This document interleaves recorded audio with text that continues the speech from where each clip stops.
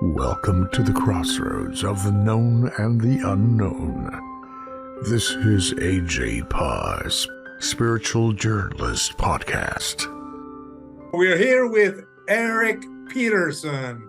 He is an interfaith minister. He is also a mystic. He defines himself as a seer, an empath, a clairvoyant. What else do you consider yourself, Eric? And welcome. I do a spirit rescue.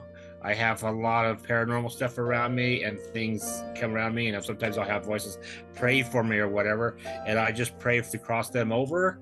I ask for angels to come. I call them my spiritual paladins, and come in to help cross things over, because I can go into places and I can tell they have entities, sometimes really dark ones or heavy ones or whatever, and I feel like there's entities trapped, and these things are everywhere. I can't go anywhere without seeing orbs or something happening. It's like, it's normal for me. It's like every day, a lot of time my room feels like there's bats in here because there's so much movement really quick around here.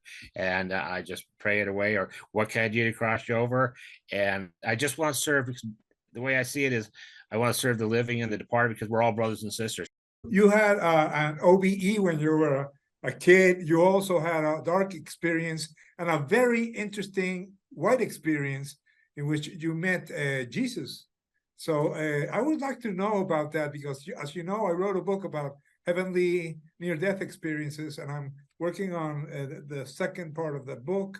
And I consider that your experience was really interesting. As I recall, you began complaining to God, and he took you to the other side. Your body was also dissolved. You got to meet him face to face, and he took you to other worlds. So let's talk about that. Okay, that would be actually my second experience. I caught my white experience because I've had dark experience, so I just separate it. And plus, the light was like super bright white light.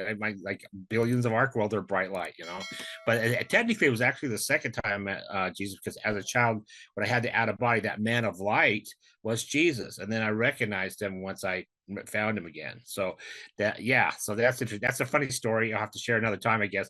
It doesn't take long, but it's funny. It's because I was just a little kid and I thought I was flying in a room. It's hilarious.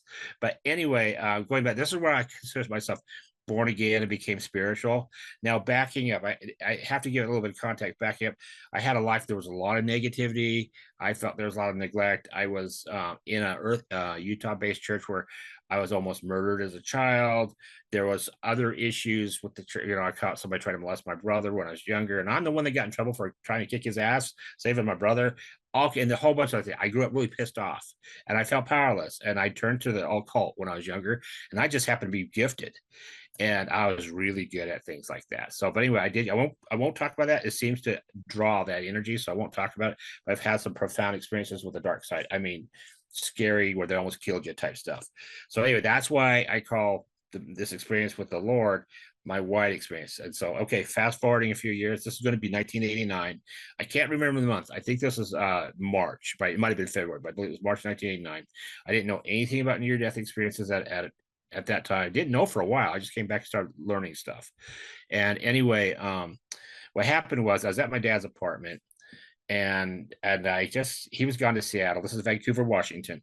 And I just had it out. I never blamed God for anything. I just kind of buried it, and there's times I was closer to the Lord, and the times I just didn't give a damn, that kind of a thing. And anyway, but one day I just was peed off, and so I just let him have it. I walked in that apartment for 18 hours straight. I did not sit down. I vented all this year, just all this stuff, and I was yelling at him. I said, "You're a man, come on down, I'll kick your ass." I was really pissed off. I call it my Lieutenant Dan moment, like from the Forrest Gump, where Lieutenant Dan's on top of the ship having his one-on-one with the Lord. Well, it was very similar to that, but way before the movie. Anyway, so I use movies to explain things, because it's hard for me to describe things here on Earth when we don't have a language for it. It's like always describing a food, a color, a taste. You haven't experienced. It's really hard. So anyway, I call this my Lieutenant Dan moment. And anyway, so 18 hours later, I was really physically tired, emotionally drained, just completely wiped out.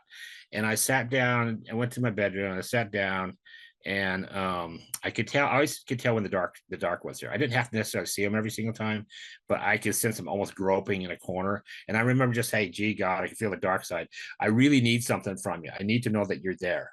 Because I had tried to pray off and on and there was nothing. And I was kind of, disillusioned about it. And I just really wanted something. And this is exactly what I thought. This is exactly what I thought.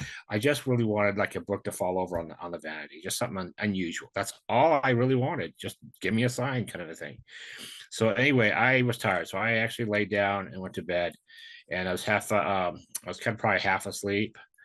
And somebody touched me, and it was I was laying down, so it was a big guy's hand, so it had to be probably like a left hand on my left shoulder here or something, and it shook me. It scared me at first, and I thought it was my dad, and then he obviously wasn't there, and so I thought, oh man, I really wanted something so bad to happen. I imagined that. Oh my gosh, I'm losing it. So anyway, I started going back to sleep, and then my mind's thinking, oh, I know what it is. It's my blanket folding in on me. You know how they just kind of crumple on you sometimes.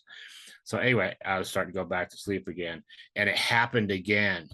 And this is where everything starts. I saw this fire go through me, this super white fire for the most part, from two views. Like I said, at first I didn't know what this was called, but it's called multidimensional viewing. I found out a whole bunch of years later. And I could see it from laying down on the bed. I could see this raging fire. I could hear it actually, but it didn't hurt me or consume me or anything. I think it was a cleansing fire. It could be. There's a scriptures that talks about the fire of judgment. It could be the baptism by fire. It could just been a cleansing, something. I'm not really sure exactly on that. And as this was happening, somehow in the next room, through that wall, the bedroom wall, I could see it happening to me from two angles. I'm like, what in the heck is that? So essentially, I was pulled out of the body. I think I was being cleaned to be presentable to the other side. I think that's what's happened, because I've heard other people that have gone into holy places that has had that experience, and I did have that one other experience when I went into a sacred temple type place. That did happen for a moment, but I don't really talk about that. That was kind of down the road. But anyway, so I'm being pulled out by. I didn't see who was doing this. It was almost like someone lifted you out in a sense, but you just are drawn out. And I was going through a tunnel opened up, and I was going through this tunnel. It was kind of dark, and it really it wasn't like super dark, but it was dark. And it was kind of close. It really made me think. You ever gone to like a fair? You had the tear rides, the little spinning tunnels. You got that's a lot what it reminded me, honestly. So I was going through this. I really wasn't sure what's going. Kind of like what's going on. At first I didn't really know what was going on most of the time. I mean, I did later. Okay, at first I had to get contacts, and your spirit starts waking up in time. And so I started understanding lessons. But at first I was really bewildered. Okay, just so you know. Anyway, I crossed over, and man, I came to this. I came out of this tunnel, and I think I was before the veil. There's a big white sheet of light, and there was all these little sparkles like glitter. Or if you look at snowflakes, you have those little snow on the ground, those little glitters from the sun. But they really reminded me of the little school glitter you had in first grade where you glue stuff on papers. And it's almost like someone had tossed that out there. It was really beautiful, but it was like, oh man, it was like lightning white. It was just so white. And I think that was just a representation of something, because I went towards it, and I kind of put my hands through it, and I went through. That's where I dissolved. Okay. Now obviously, if it was my physical body, it would be incinerated, but I wasn't sure at that point, if in the body or not exactly. And because I think it represented parting the body, perhaps. I'm still confused on this all these years later. I'm not really sure what it represented, but my body went through. I didn't feel any pain. But I do remember something about it. It was my skull and my eyes were the very last things to dissolve in this light. It was like my body was incinerated. And there is a movie I do refer to often, is I think it was Terminator 2, if I remember. I can't remember, where Linda Hamilton's hanging onto a fence, and this nuke goes off, and it just kind of dissolves her. Something like that. Okay, that's the only way I could describe it. It's really hard. Anyway, I crossed over into this the afterlife, I guess, and because it was very thick and misty and cloudy. It was like being inside a cloud. But it was so bright white. I always describe it as like, imagine being in a cloud with a lightning strike and pause that light. So it's a flash, it's just perpetual flash. And it was very, oh, it was awesome. Let me tell you, brother, I wish I could mind meld those people. It was so awesome. It was peaceful. It was loving. It was misty. I didn't know what was going on. I didn't have any expectations of anything. You could hear like wind chimes in the background. You know, it had a sense of sacred music, but I really just heard wind chimes. It was warm, like when you have a summer breeze or spring breeze outside. It was warm, and there's a scent. It smelled like I I call it the scent of God. It's hard to explain. You know, some people will say roses. It wasn't roses, but it was very pleasant, whatever this was. And so I was there, like, what's going on? And so I'm trying to look through the thickness of this love, and it's all this emotional stuff's coming off of me. Okay, I knew I was detached from the earth.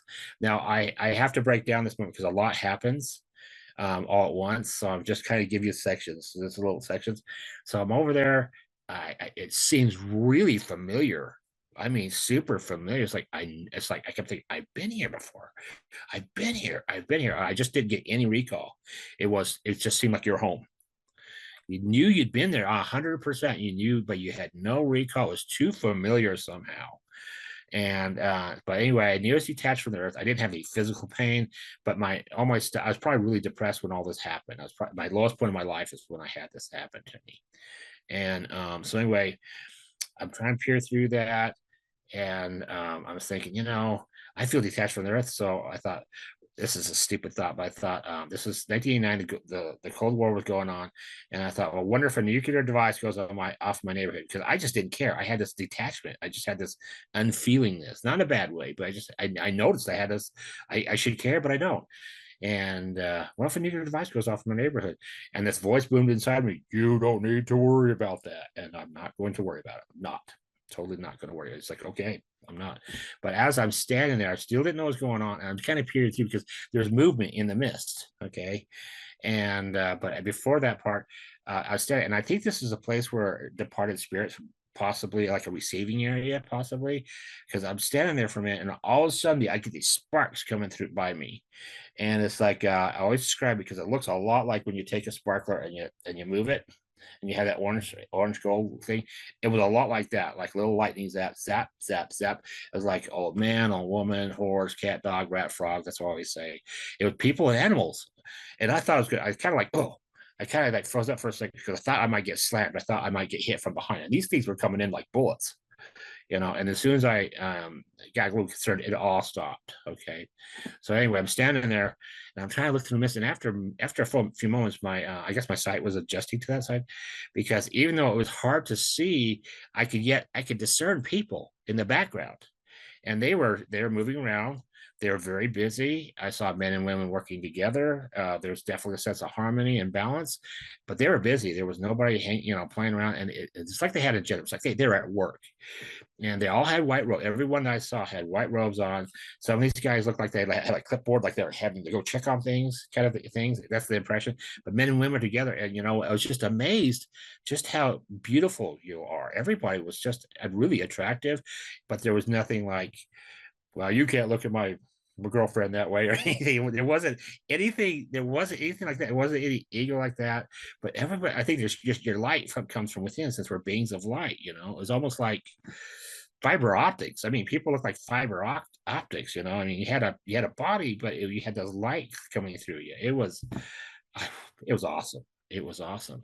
So anyway, I was there for a while. I didn't know how long. I was just like, what is going on? And then I will say, I don't always share this every time. I shared Betty's video though, that people were moving like at different altitudes, but I didn't see any flooring or scaffolding or anything.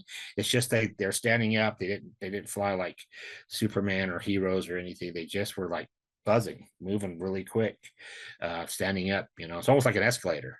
I did see people walk and stuff, but it's like for the most part they're like in twos a lot of times. It's like a man and woman, or a woman or man. They're just doing stuff. And anyway, so I was there for a while. I really didn't understand what was going on, but I really was enjoying the bliss of peacefulness. It was really healing, I will tell you. So anyway, I guess I started moving. I might have actually been moving for a while before I discovered I was, because I was being taken somewhere else. So it's pulled like, after a while you feel like a magnet. And that's the second time I kind of felt that. My first time I felt that was when I had my out of body as a child, and I'll share that a different time.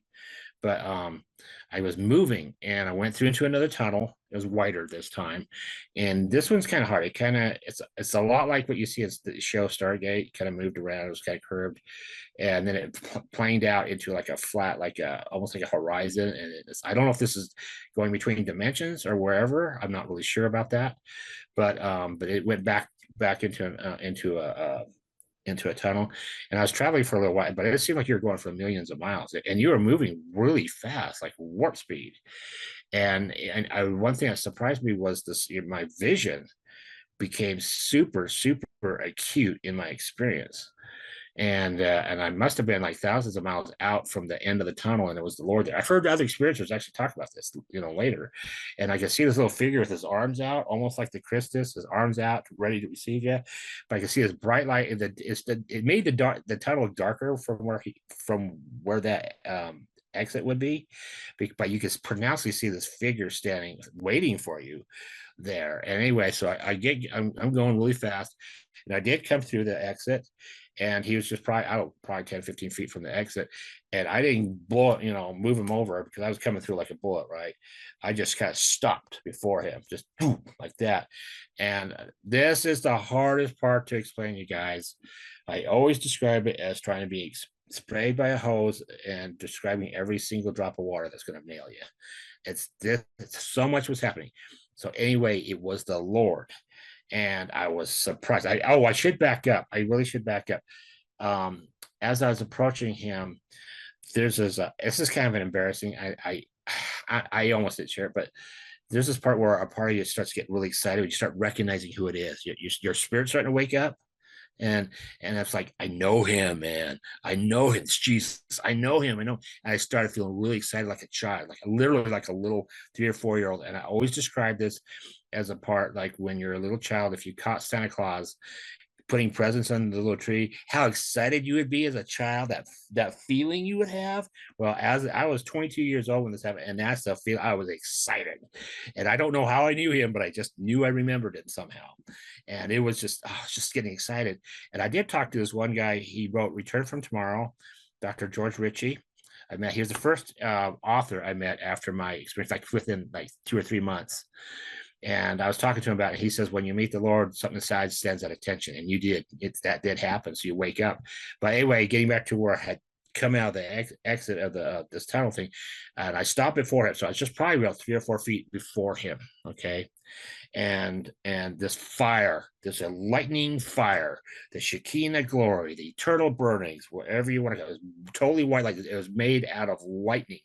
I mean, our earthly fire would be like totally smudgy and dirty and foul and solid compared to what it was so pure, and it was glory, and you could hear it. It was a lot like that burning fire I had that brought me there in the first place. It was like that, was so loud. It was like, it was loud. It didn't hurt me. I did, but you could feel. I couldn't really see. I could see him at that point. I could see a silhouette kind of behind the fire, and but it was glory. And it was authority, and you can tell this personage before you was God the Son. I mean, absolutely no doubt he was God the Son. Authority, wisdom from on high. He knew everything. The wisdom, and you could feel him scanning you and discerning, but you could feel him smiling before you saw it. You could feel him smiling. You could feel his joy that he wanted to be with you. And so here I am in the fire, and he kind of basically bends forward and reaches and pulls me to him, and gives me a big freaking hug, man. I felt like a little baby. I felt like a little baby in his arms. I really he's here, very paternal kind of vibe. And I felt like a little kid. Oh my gosh. And I didn't know what was going on. All surprise, big shock. What's going on? Whoa, this is cool, kind of thing. And it was, oh my Lord, it was just so incredible. So he's loving me. And you can feel a lot of this stuff. I guess I still had some emotional stuff still stuck inside me, and you just feel like waves. It's like a nuclear power plant. You just like vroom, more stuff leaving. Vroom. I think it might have been waves of love. It's hard. It's really hard to explain this, guys. We just don't have a language to describe what's happening. But anyway, it's really cool. And as I'm touching him, I guess my spirit was starting to wake up at least a little bit at that point, because I knew he was totally a resurrected. He wasn't a spirit. He had a body, tangible body, and I was a spirit. And I'm thinking, how is a spirit me, even touching a resurrected? I don't even know where that was coming from, you know. But it was absolutely, purely, surely clear who this person was. But anyway, I'm there for a while. It's wonderful. And then I kind of, after a bit, I kind of get released a little bit. I kind of step back. And I still couldn't see him. This fire was going. And so he started actually in time, he started turning it down. Okay. And so I saw more of him. He's actually a big guy, dude. He's pretty big. He looks solid. He looks like in Denmark, there's a basilica or cathedral, Our Lady of Our Lady, a lady, I can't remember, a lady, but it has Jesus and the apostles around it. And the Christus has his arms open like that. I actually have one in my room. And here in New Salt Lake, the LDS have like that image, and they had a bigger replica, and it actually surprised. It looks quite a bit like the Lord, the Christus does, and his hands were out like that. Anyway, he's turning it down, his down. You just feel his smile, still his presence of joy, and his he's just a great joy to be with you. You really feel like he stopped eternity. Everything was paused just for you and him to have this. It was just you and him. It was unbelievable. And as he turned it down, I could see that he had white hair. But at first, I got to tell you straight up, I thought it was a reflection from the lightning fire. Yeah, I thought that his white hair. I didn't know he had white hair at that time at all. I found all this stuff later reading the Bible. I'd find out his hair is white as wool, his eyes of fire, all these different things I found out later. Okay. And anyway, so he's toning things down slowly. And then I see like his head was like a sun. It's crazy because I did find this out, and I can see the rest of it. His head was literally like a sun, and then it toned down. And I could see his hair was white, and then he turned it down. I had eyes of fire. Now that was kind of spooky, you guys. It's scary because he was discerning you. It wasn't like in a bad way. It wasn't to frighten you, but this guy had authority, and he could do what he wanted, really. But he just loved you. Oh my gosh, he just loved you. He was just so happy that you were there with him. It was insano, and I was like shocking. I'm not used to that kind of experience. And anyway, so he turned it down, and he turned everything down. Just pretty much shut off the water. I mean, the lightning. Sorry, and I got to see him. He's really tall, and he's big and buffed. And at first, I gotta say, I didn't know if he's higher, if his feet were higher than mine, just like hovering higher on a different level. I sometimes suspect that because he was a lot bigger than I expected it to be, quite a bit. And but loving, and he just had this blue eyes, and I always describe them as sapphires or maybe blue Christmas lights or something, that blue with light behind them. And he scans you, he just discerns you, but it's all with love, it's all with understanding and things like that. Now what I'm going to share next, it's a lot. I know a lot happened in experience that I'm not allowed to remember. So I'd end up going from place to place, like almost poof, you're here, poof, you're there. And I know there's gaps. And I got to tell you, at first, I didn't really realize we were moving at the speed of thought, because you just think about going somewhere and I did not know that there. Because a lot of times, like we'd show up someplace, and how did we get there? It's like, what's going on? I was like, what are we doing? It threw me off. But I mean, in time, I started figuring it out. I call that connecting to God's Wi-Fi, where you start knowing things. There's things you always knew you didn't realize starts waking up. Or when I was allowed to go explore things, I understood why things were happening at that point. But at first, it's like, oh my gosh, what is happening? What is going on? It's like, I'm trying to learn things, but you're not explaining. You're just showing me stuff. So anyway, I'm really privileged to share this part. Thank you for this part. I don't get much time to share this part a lot, but we did go somewhere else. I'm not really sure where this other room was, but it was still just me and the Lord. And at this point, I was probably a few feet from, and we were communicating, and I really do not use the word telepathy. It was not just mind to mind, it was being to being, spirit to spirit. It was like almost like chakras. You have your physical mind, your spiritual mind, your emotional mind, all these different aspects. And I always use a Native American thing by talking about understanding from 7 directions. I always mention this. So you have the 4 main directions: above and below and within. You cannot misunderstand. You understand from every possible angle where someone is communicating from. Okay. And so he didn't really use his mouth. He only really used his mouth once with me, honestly. But so he's just communicating to me, and he finally, I guess I'm a dullard, but finally I got to actually see the prints, you know. And I saw, I know there's lots of different variations of this, but I'm just going to tell you what I saw. Okay, so I'm looking at him, and I'm probably about 4 or 5 feet away from him at this point. And he's, you know, one thing I think that looks like Jesus on me is my hands. I call them Jesus hands because it just looked like his to me. And I saw these big prints in his in his hands, but his wrist. I didn't know about that before. He actually had two. He had his hand and he had his wrists. Some people call that the sure side of the nail. Okay. And that was a surprise. And then I saw the ones on his feet, and they were big holes, you guys. They were not just like nails, they were like railroad spikes. They were big. And what I saw, I've heard other people describe it differently, but it was like the rest of his hands looked normal. And the area where it was like his skin was trying to heal back. It was white. It's like almost like proud flesh, but it had like a little cross, like a line. It wasn't sealing, you know. It was just like it was trying to heal, but it's like perfectly in a line. So it made me think it was maybe not round nails, but possibly square nails, like a railroad spike, maybe.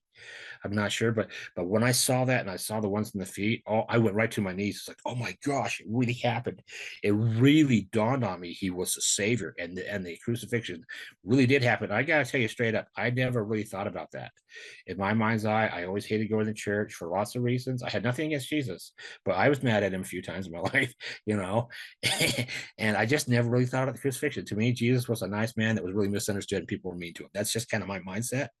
And no, I didn't. We give it much thought, honestly, you know, and until this, and then I went down. Oh, I went down on my knees, like, oh my gosh, it's really the suffering this guy just went for me and everybody else. It really, really, really, really, really happened.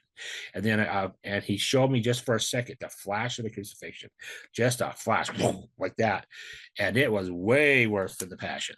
So holy macaroni, man, it was amazing. So it really humbled me. I just was quiet for a while, letting it sink in and stuff like that. Okay. And then, anyway, so we move on. There's the gaps I don't remember. Like I said, we did go to other places. I don't remember certain things. It has come to me as the years gone by. I got through some trials and I'm more ready to remember. Some gaps could pop in there, but pretty much we just went boom. I was in some other place. This part, go ahead. There's a part that you mentioned once. It was sort of a life review you had with him. Oh yeah, okay. Over your life, can you explain that, please? Yeah, we're kind of getting there. Okay, yeah. There is this part. I'm getting to that. Where there's this part where I was with the Lord. We did travel to different places. I don't necessarily. Did this take place before or after what you just mentioned? This actually happened before. I just kind of go because I'm trying to share I'm more important to share the most important parts about the love of Jesus and the reality, and then the second stuff. So that's just how. Go ahead. Yeah, that's just how I do it, because sometimes time-wise, I just kind of share the big stuff. But there is where I was, Lord, let's just back up a little bit. You know, when he toned down the fire and everything, we did go to someplace else. I don't know where that was. And we were communicating, and I kind of wondered, like, where have you been? You know, and that's when he told me, I have always been here, my son, that kind of thing. I've always been here. And I disagreed. I felt screwed over, you know. I mean, I was being loved by the guy, I'm being healed by the guy, but I still had some of these deep issues. Like, I've always been here. It's like, I don't agree with that. I don't agree with that. And he says, well, he's really gentle about this. Let me show you. And he gave me ownership for my stuff, you know, and he showed me how I had distanced myself from him, you know.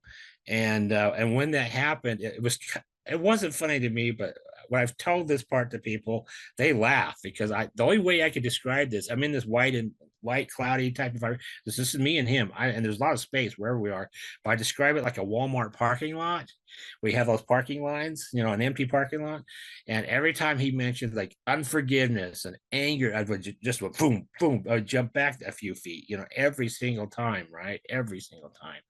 And he talked about my sexual sins, all the mean things I used to do. I mean, dude, he was just boom, boom, boom. You're just throwing them out there, it was kind of sad because it was like, you have no idea that you sin so much. It's like when you're on YouTube and you're watching all these videos and then you clean it out. Oh my gosh, I watched a lot of junk. It's a lot like that. You do all these things that you don't remember doing. And it's like, oh my gosh, I had no idea I did that many things. So he's just shooting them off. And I was literally about 250 feet away from him. And you don't want him, it's sad because you don't want to be away from him. You are so drawn to the guy, So he stopped. I was about 250 feet away and he pulled me back. And I feel pretty ashamed at that point, at that point. And he says, I know you're a product of your experiences. No, you didn't realize that, but now you do. And he literally pointed to me, not in a bad way, but he pointed like, and now you are accountable. Because what it was is he sacrificed. He went through all that. If we accepted him, could be cleansed and everything. So yeah, thanks for bringing that up. It depends on where I'm at in the sharing. But do you consider this like a life review? Did you actually see yourself doing those things, or he just mentioned it? No, he mentioned it. It wasn't. I would not say it's a life review. I would not compare to that. It was more like a character correction. I would describe it as. A lot of people say there's no judgment and stuff like that, and we usually judge ourselves. That's kind of true. I did have like a life review in that like that. And I'm careful with that. I hear that from other experiencers, and that's cool. That would be consistent with what I heard, but that's not the final judgment, y'all. I mean, when you cross over, when you're done, there's the real judgment. But I don't ever go there because I don't have enough knowledge on that. So it was more of a course correction in that.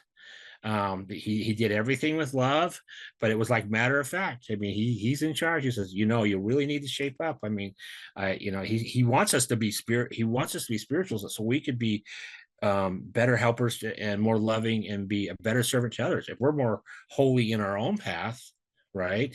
And I'll just use that as a path of holiness, which I screw that up constantly. We're better servants to other people. We'll be more empathic and understanding. If we go through things, we understand. We can help, be better comforters to others. There's all kinds of scriptures that refer to this. That was the whole thing, whole point about it. And I've had being sent back earthside, which I didn't want to be. I've had moments where the Lord has rebuked me a couple of times for some things you just forget, or you're off course a little bit, and I could share that at different times. It's kind of funny, honestly. It's kind of funny. It wasn't like I was doing anything wrong. He just had to change my mindset, kind of a thing. So I'll throw this in there real quick. I was at a church, a Utah-based church. It was pretty irreverent. The service was pretty irreverent. There's a lot of the kids were sneezing, coughing, farting, and making noise. A lot of noise. It was really not reverent. Like you have in the liturgical churches are more reverent.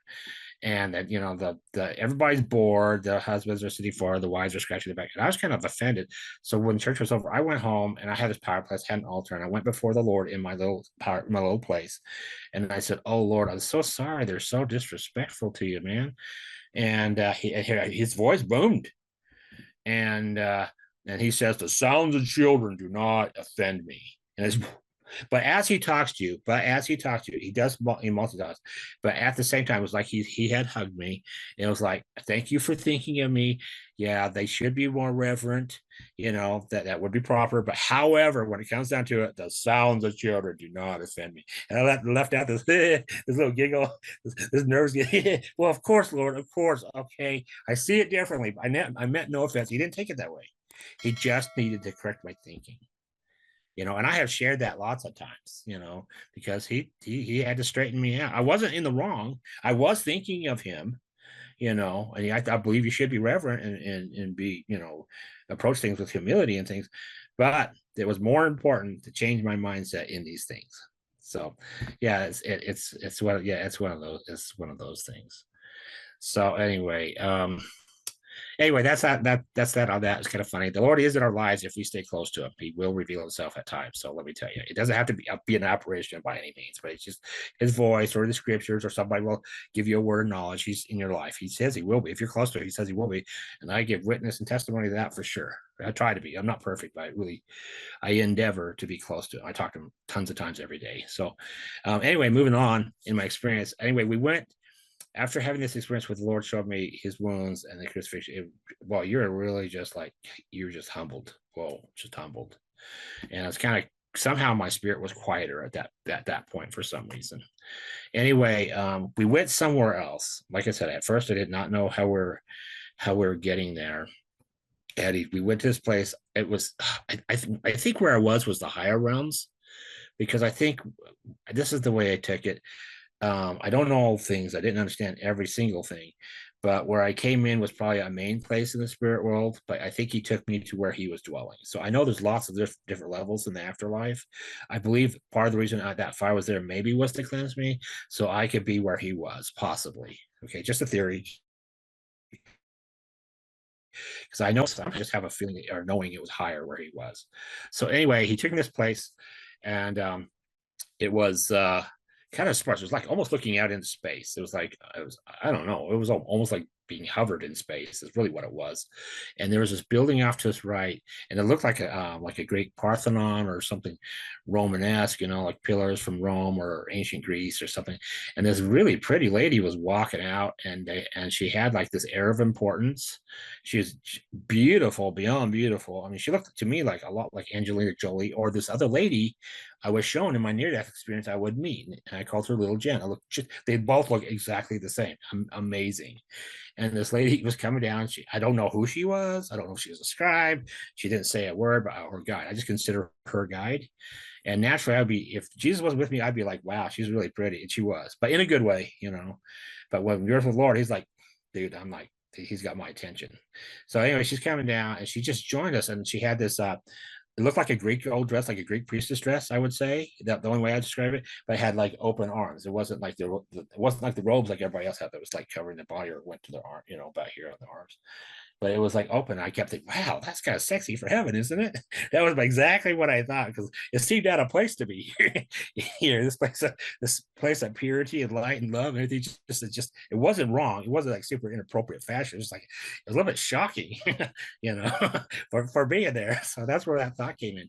So anyway, I was with her. She joined us. She was to my right, and the Lord was to my left, and I was in the middle. So we went a little bit higher. We just kind of like floated up, and we're in space. And this is one funny part.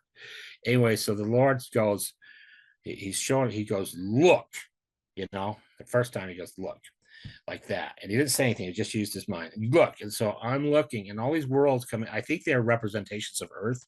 They just jumped in.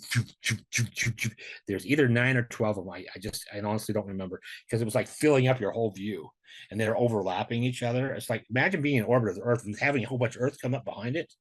They look like Earth. They had continents and oceans. I think they might have been exactly, but I was being that close, I didn't really pay attention to landmass stuff. But I was able to zoom in with your sight, and I could see all these little people on with white robes on. It's almost like having a satellite and zooming and seeing people all over the place, And it was like zillions and zillions of these people on these different ones, and they all had different degrees of light and glory. So it was like oh my gosh, it's hard to explain, man. My understanding is they received the places they had based on obedience and opportunity and obedience to whatever spiritual laws and principles they had at that time. Okay.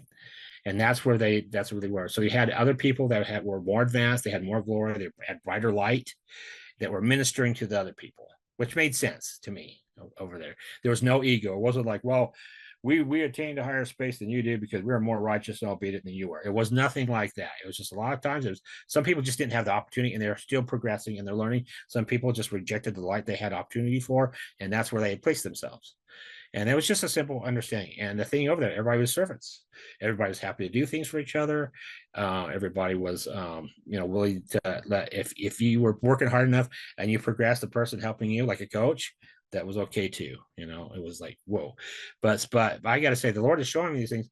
But I was kind of disobedient to the Lord. I didn't mean to, because when you're with the Lord, he has his presence, and you are like magnetized. So he initially said, look, and I did look. I mean, this was all cool stuff, but I kept looking back like this to him. It was like, yeah, Lord, that's cool, but dude, you are way cooler. I just couldn't help myself. I could, you're bad. And this is when he spoke. This is when he kind of got annoyed. He spoke. This is when he spoke. Look. It's like, pay attention, dummy. This is important. It was kind of like, look. He's like, it's important. And so, yeah, I'm gonna look. So I did that. So that was that was one part. It was like, that was kind of funny. That was really funny, telling about that. But I will say, as I look at these people, they all stopped and they pointed towards me. And let me back up. As I'm looking to them, right after Jesus said that the world's turned into crystal or glass, I could see completely through them, and I could see all the people on the other side. And then everybody stopped, and they could all see me. I didn't realize that at first. It was like, what's going on? What is going on? And they all stopped, and they all pointed towards me. All of them, all these worlds. I mean, it was like seeing all the people that have lived on the earth, that are living and will live. It was like it was unbelievable amounts of people, and they all stopped and they pointed up where we were. We were like, me, Jesus, and that lady was up, basically hovering in orbit, basically. And they all stopped, pointed at me, and they said, use my middle name, which is John, and they said, John, we love you.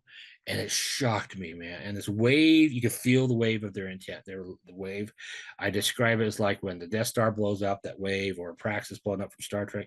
This you didn't see it, but you felt it. You felt it, and it cracked me up. It cracked me up. I almost made me cry. I went down on my knees a little bit, and I got back up. It really touched me. It's like falling apart. It cracked me up. And like I said, next to the love of the Lord, that was the most love I felt. And but at this time, I do want to say, you did feel the presence of the Father out there. You did. You felt his intelligence, his awareness, his presence everywhere, and it was loving like Jesus. I'd say it was a stronger presence. It was actually a stronger presence, but it was out there. And I have to add that in there. Okay. So anyway, I didn't know what was going on, and I do share this part, which is kind of funny, because the thought that came to my mind is like, who am I that these people know me? What am I supposed to do? Am I supposed to do something important? And I felt more famous at that moment than President Reagan, Marilyn Monroe, and Pope John Paul II, my hero. And I didn't know what was going on. So anyway, when we went somewhere else, before I got to explore certain things, there was this part where I had a one-on-one with the Lord. And I don't know where we were communicating. I don't remember the specifics, but I remember looking at him, and he was he's kind of communicating to me how we're all connected. Okay. And he showed, it's hard. This is so hard to explain. I was looking at him. It's obviously the Lord. And there's a scripture that says we are made in the image of God. And literally he showed me my face in him. He showed me all these people, man and female. He just has morphed his face. And the only other thing I can think of, I think Michael Jackson had a video. I'm not sure if this is the name of it. I think this is from 1989 too, I believe. I don't know if it's We're All Black or White, if that's the title of the song. But anyway, there was a music video, I believe it was his, where people's faces would change, morph, that we're all connected. I can't remember the title, but it was a lot like that. If you could understand what I'm saying there, it was a lot like it. It was like, oh my gosh, there's grandpa in there, and this and that, and there's men and women, and we literally a fragment of it. It's like he's like where I've been in the Mormon temple before, where I served there. They had these great chandeliers, the great super brilliant light in the middle. They had all these crystal chandeliers, and the big light was lighting up all the chandeliers. And that's what spirits look like over there to me. Anyway, moving along, I guess at this point I was exploring. I don't remember every single thing. I was always just wondering how they'd get here. I was like bewildered most of the time, but I got to go explore. Okay. And I don't know where I was exactly for this, but I was exploring this place. And a lot of times you have it's almost like major views of space and landscapes and things. And I was going up this path, and I always joke that this is like these people came out of an interface center or conference, because I don't know where these people. I was going up. It wasn't like stairs. It was kind of like just a ramp. Kind of like like if you're going up a hill, it's kind of like 15 feet across or something like that. But anyway, I was going up and passing these people, and they came out. They're all talking amongst themselves. I don't know how. I think 15 of them, or maybe I didn't really pay attention. And these people are coming down. This first guy, he had white robes on, but he was like you could tell he's like a Shaolin priest.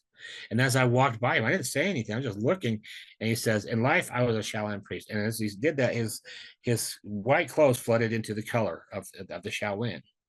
And as I passed these, I met people that were Muslim, and that were Sikhs and some other things, and the Catholic priests. And I met this one lady in life. She says in life I was a nun, but she didn't look like it. She had like a white dress, but looked like it was from 100 years ago. I always describe it as a Mormon temple dress from 100 years ago, because it looked very, the high, very prim and proper, and kind of tight through the center.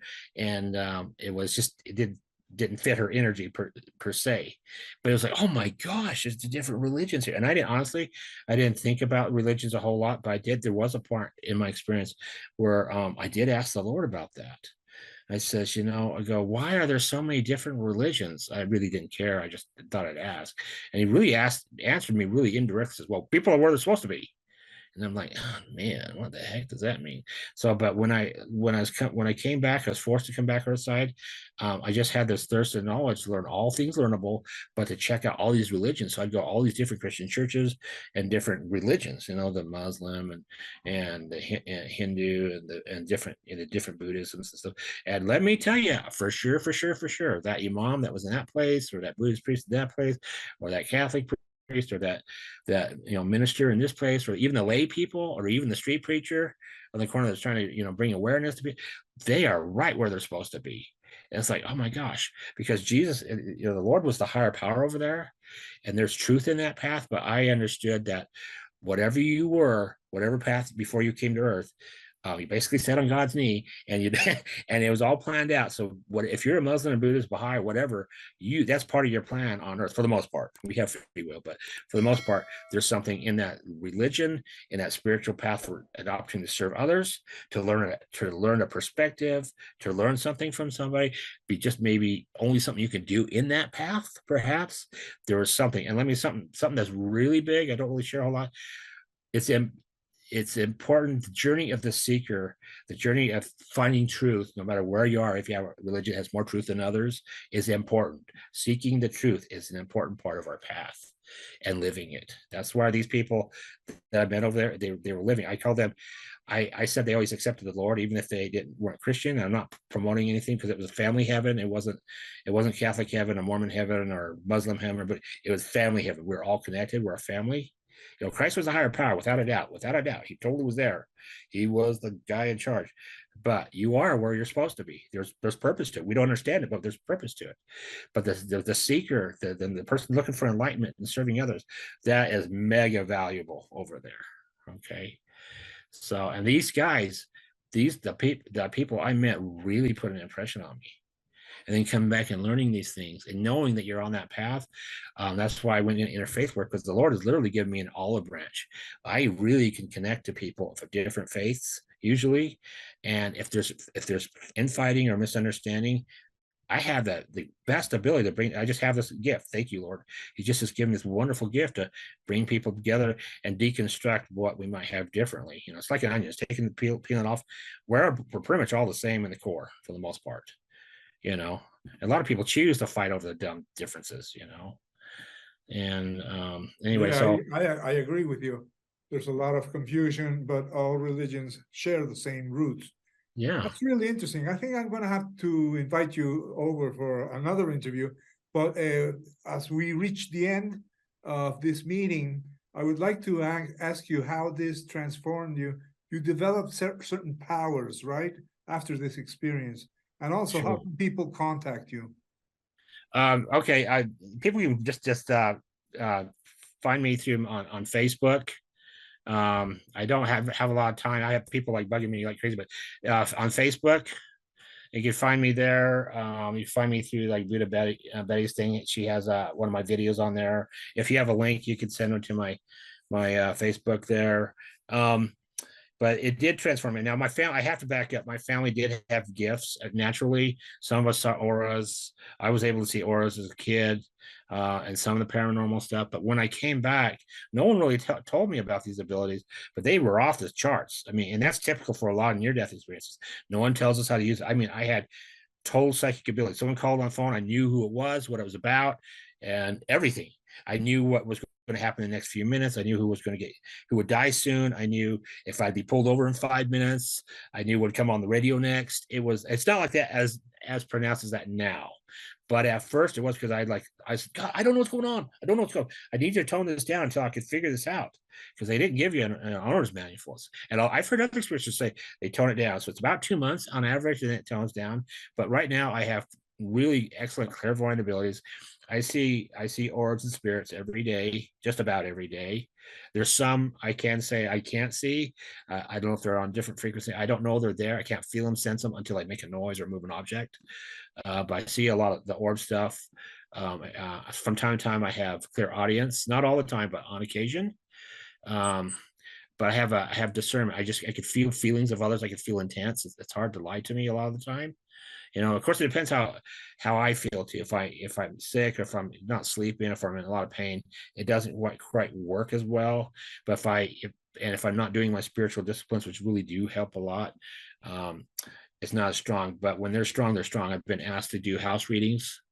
I do psychometrist work on occasion. That's when you touch something and get images or stuff like that. And this just doesn't happen just at will. It just happens when it happens.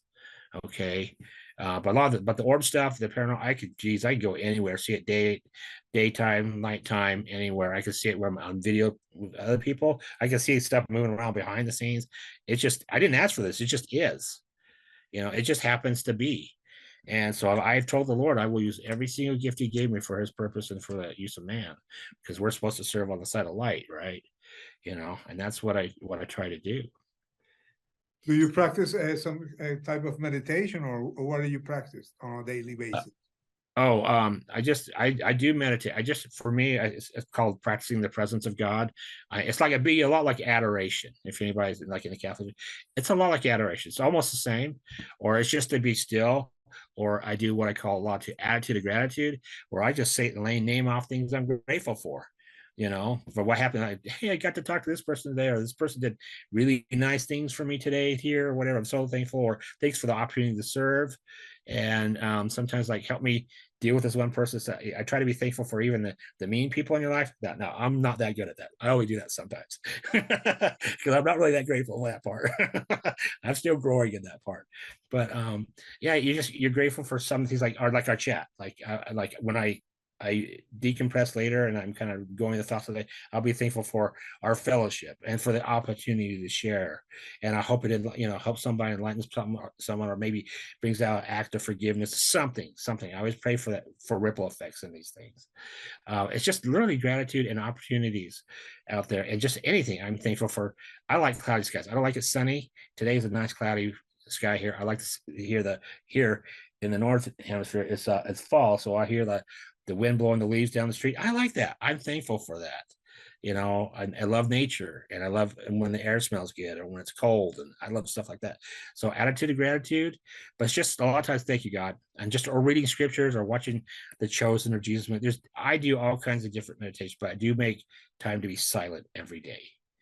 It's the sound of silence. I just sit there and just silence, and I do that. That's how I meditate. But added gratitude. And I have one mantra I'd like to share with you. There's actually two, but this changes my frequency and the environment I'm in. It's simple. It's like I always say, I am a positive person. Good things happen to me and for me, and I do positive things for others. And then I say, I am blessed. God loves me, and I love others. And that's my little mantra. And I just do that about 9. I do everything 3, 6, 9. I do that at least 9 times each a day. A lot of times, a lot more, but and it changes everything. Changes how people behave around you and everything. It's crazy. What are your feelings towards death?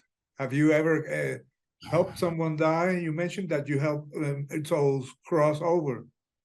Well, that would be after someone's already here, like some of the Casper experiences I have here. Like I've had people it's like when I worked at the hospital. I actually talked in one of the groups yesterday about this. I remember I was working in a hospital, and someone was pushing a cadaver. It's all all zipped up and everything, and down the hall. And I remember a spirit. Like I said, I don't hear things a lot. My clear audience is more clear knowing or seeing for the most part. But this one being, it sounded stressed, pray for me. So I put this up there. I think a lot of near-death experiencers have a light around us that most other people don't have. We're not at all better than anybody. We just have this extra something come back. And other experiencers say that too. And so I think we glow more in a sense, and they're attracted to that, because ever since my near-death experience, I've had way more paranormal stuff. I have spirits around me constantly. So I'm always like, do you want to be crossed over? You want me to pray for you? Are you lost?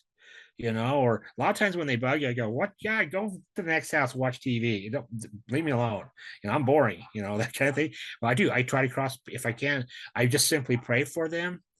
And I call in what I call spiritual paladins, because I know there's a lot of, the Lord has me, I can't go really into it a whole lot, but I've been involved in deliverance ministry because of my gifts and because of my past in the occult and stuff like that. So I'm aware of the dark side. Believe me, I've had my butt-ins with them. You know, there's not a lot of people that don't believe in that, but I've had my I butted heads big time with the dark side, and I'm anti-dark side for that kind of stuff because they harm people.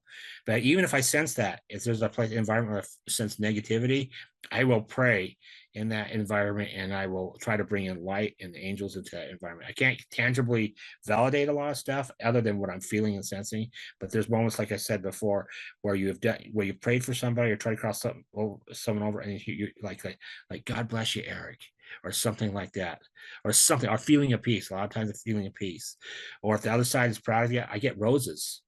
I get roses in the weirdest places, or the smell of roses. Not too often. Most of the time I get the smell of roses. That's when I'm going through a big challenge. But every now and then, this rose thing will pop up out of the blue. It's like, that's not even supposed to be out there, you know, that kind of stuff. So I mean, the spirit will tell you a lot of times bird sign, you know, like when I studied the Native Americans, you know, and God uses the bird thing a lot with me. Plus I'm Scandinavian, and that's part of my heritage too. So I use there's certain things that are important to me. But I believe me, I'm skeptical. I don't say, oh, that's a sign for sure. You have to like hit me over the head a few times. I like witnesses, like the scriptures talk about, 2 or 3 witnesses, because it could be random. You know, people say there's no coincidence. Well, yeah, there are. You know, sometimes things happen. You know, I don't want to be misled. You know, because we do things by association sometimes, and I try to be properly skeptical, but when it's obvious, it's obvious, and I act on it, you know. But it's wonderful because they're my brothers and sisters. I don't care if they're incarnate or not. I care for them regardless. I don't care if they need help because they're lost, or they're unsure. I will still pray. I don't know how much I'm doing for them a lot of times, but I'm praying for them. And I know sometimes it's such a feeling of peace. It's such a validation, you know. Or sometimes you feel hugged, like someone hugs you, you know. And then you know, and then there's, I think, some like in my room, I don't know why they hang out. They don't want to be crossed over. It's like, I'm boring. I'm going to be boring. Go watch TV at the neighbors, or the neighbors probably doing something. Go watch them. Leave me alone. You know, I'm boring. Don't follow me around. Well, that's great. Well, Eric, you're invited for another interview. Love to, brother. Yeah, we'll make it soon. So thanks a lot for coming. I hope the viewers enjoy this interview. There is a lot of experience in your life. I mean, I'm really blown away with your NDE. We'll talk about your other dark experience and your OBE, the OBE that you had when you were a child, in our next discussion. Sure thing. 1,000 blessings on you, my brother. Thank you for the opportunity. This has been the AJ Parr Spiritual Journalist Podcast. Please like, share, and subscribe.